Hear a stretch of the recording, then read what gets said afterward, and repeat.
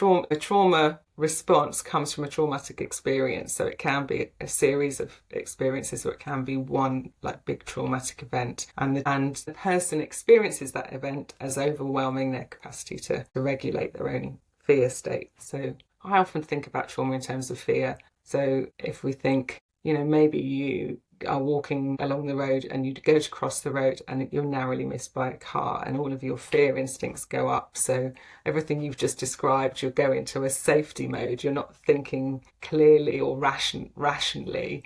So you might find that you feel very angry, or you feel very frightened, or a bit shaken up, you might say, afterwards. And that's because your body's had this profoundly physical response to the fear.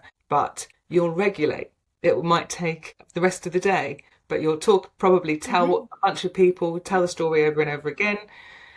You'll process it, and slowly you'll find that your body comes back into a regulated state and your brain comes online, and you'll probably start to be able to rationalize what was going on. Or maybe I wasn't concentrating as much, as maybe I was a bit distracted, all that kind of stuff, and maybe that something else was going on for the driver. So you start to wrap a story around it, and that helps you to regulate your mind and your body. And that happens to us all the time in our lives. That's a totally normal experience. But a trauma experience means that you go into that fear state and you essentially stay there. So you stay at this space of fight, flight, freeze, like just in and out of those spaces. And just as you say, it's not just that the world feels unsafe, but you actually don't feel safe inside yourself.